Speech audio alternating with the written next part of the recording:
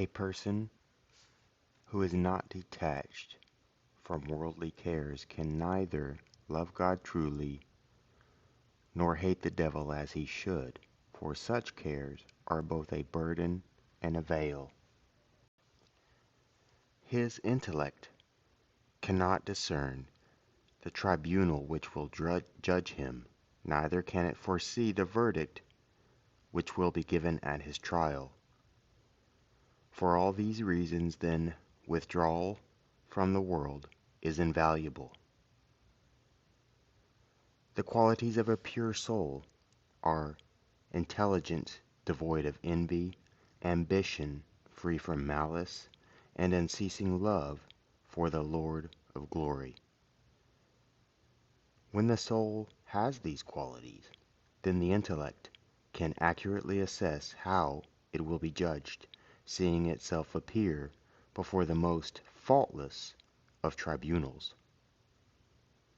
Faith without works, and works without faith, will both alike be condemned, for he who has faith must offer to the Lord the faith which shows itself in actions.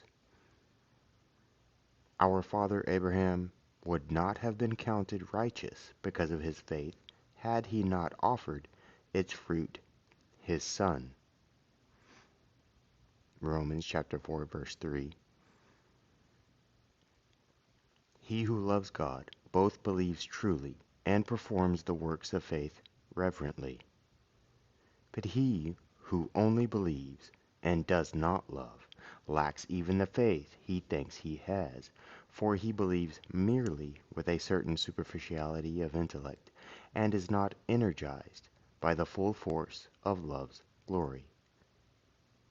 The chief part of virtue, then, is faith, energized by love. The deep waters of faith seem turbulent when we peer into them too curiously, but when contemplated in a spirit of simplicity, they are calm.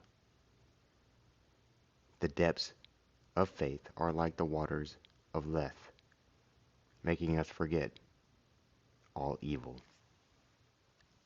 They will not reveal themselves to the scrutiny of meddlesome reasoning.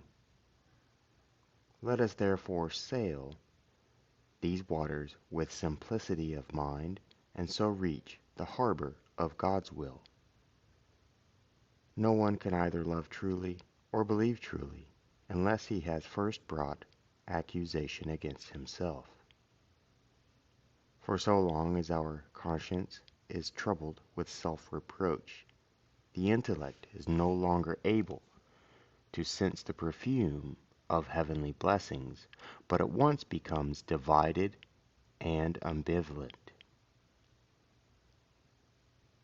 Because of the experience it once enjoyed, it reaches out fervently towards faith, but can no longer perceive faith in the heart through love because of the pricks of an accusing conscience.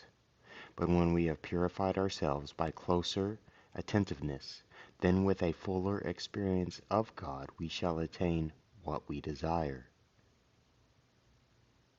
Just as the senses of the body impel us almost violently towards what attracts them, so the perceptive faculty of the intellect, once it tastes the divine goodness, leads us towards invisible blessings.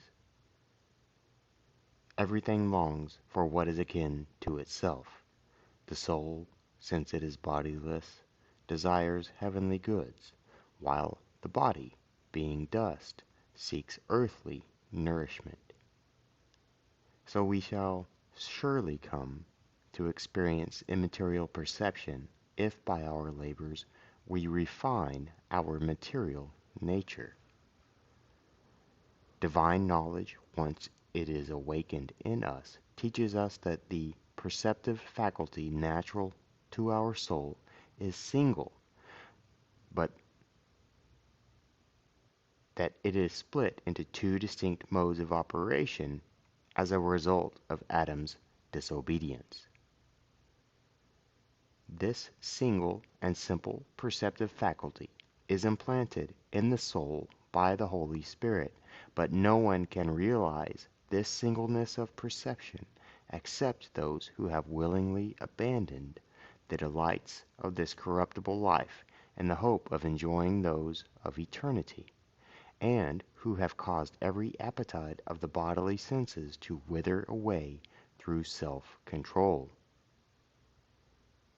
Only in such men does the intellect, because of its freedom from worldly care, act with its full vigor so that it is capable of perceiving ineffably the goodness of God. Then, according to the measure of its own progress, the intellect communicates its joy to the body too, rejoicing endlessly in the song of love and praise. My heart has trusted in him, and I am helped. My flesh flowers again, and with all my being I will sing his praise. Psalms chapter 28, verse 7. The joy which then fills both soul and body is a true recalling of the life without corruption. Those pursuing the spiritual way must always keep the mind free from agitation, in order that the intellect, as it discriminates among the thoughts that pass through the mind, may store in the treasuries of its memory those thoughts which are good and have been sent by God, while casting out those which are evil and come from the devil. When the sea is calm, fishermen can scan its depths, and therefore hardly any creature moving in the water escapes their notice. But when the sea is disturbed by the winds, it hides beneath its turbid and agitated waves what it was happy to reveal when it was smiling and calm.